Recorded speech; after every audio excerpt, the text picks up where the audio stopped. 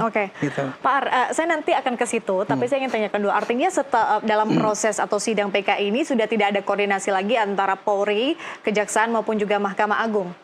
Tidak ada. Tidak ada sama sekali. Tidak ada artinya jalur tidak ada untuk peran itu, lagi ya? karena tidak ada peran untuk itu. Oke, Pak Ugro, sebelum kita rehat, kalau mendengarkan kesaksian para saksi dan juga terpidana kemarin, apa yang ingin Anda simpulkan, Pak Ugro? Ada tidak point of view atau mungkin cara pandang dari Pak Ugro mendengarkan kesaksian-kesaksian ini dalam hal mereka disiksa atau mereka tidak dapat pendampingan hukum? Apa yang ingin Anda gaungkan? Iya, memang seperti Prof. Imut tadi katakan ya, hukum itu kan mencari bukti baru atau keadaan baru.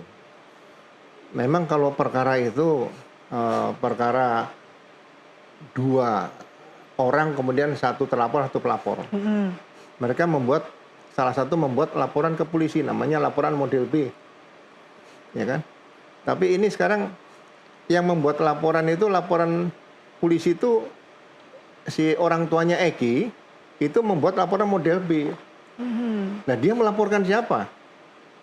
Harusnya laporan polisi ini yang membuat adalah polisi yang datang ke TKP waktu itu, yang menemukan ada 2 mayat. Kalau orang tua melaporkan, apalagi laporan polisi saya baca tuh nggak jelas gitu ya. Ini kan udah kesalahan fatal. Apakah pelapor melihat dan mendengar dan sebagainya? Sehingga kalau kembali lagi, kalau laporan polisi sudah salah, bagaimana perjalanan ke depan? Nah, kemudian kalau masyarakat dengan masyarakat lapor polisi salah satu karena merasa ada dirugikan secara pidana nih. Nah, kalau dia divonis terlapor, tersangka, terdakwa sampai sidang, nah itu harus ditemukan novum yang harus diperkuat oleh salah satu lawannya di sini, di situ.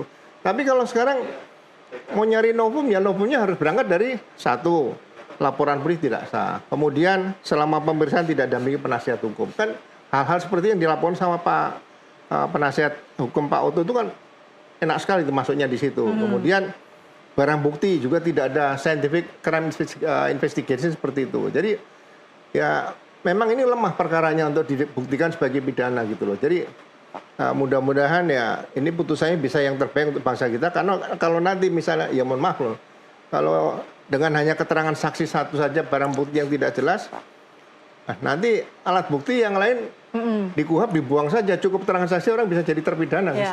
Itu yang bahaya nanti ke depan. Oke.